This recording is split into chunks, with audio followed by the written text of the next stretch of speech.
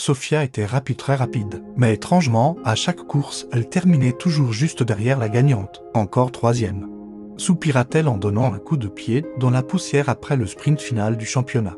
Du comté, sa médaille semblait lourde, mais son cœur était vide. Elle rentra chez elle en traînant les pieds. Le soleil semblait moins brillant que d'habitude. Pourquoi s'entraînait-elle même si le but était de gagner et qu'elle ne gagnait jamais, alors elle ne faisait qu'échouer?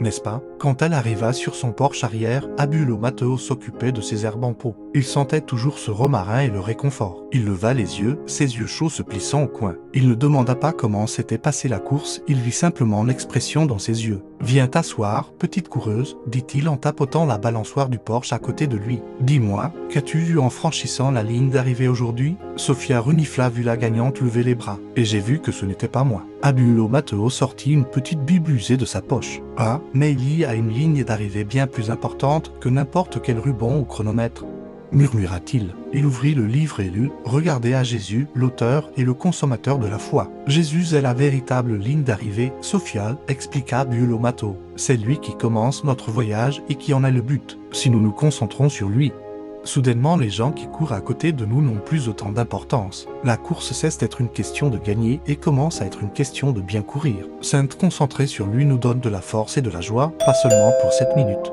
Mais pour toujours, promit-il. Le visage de Sophia s'illumina. C'était comme si on lui avait soudainement dit que la piste était faite de nuages au lieu de terre. Le samedi suivant, Sophia était de retour sur la ligne de départ. Son nouvel objectif n'était pas la bannière d'arrivée, c'était la joie de courir de son mieux.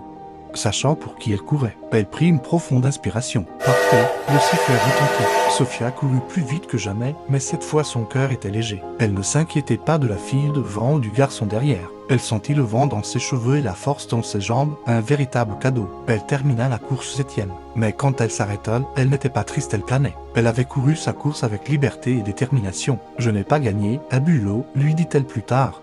En buvant du jus de pomme pétillant, j'étais joyeuse. J'ai trouvé le vrai prix, la force, la joie et la victoire qui durent pour toujours.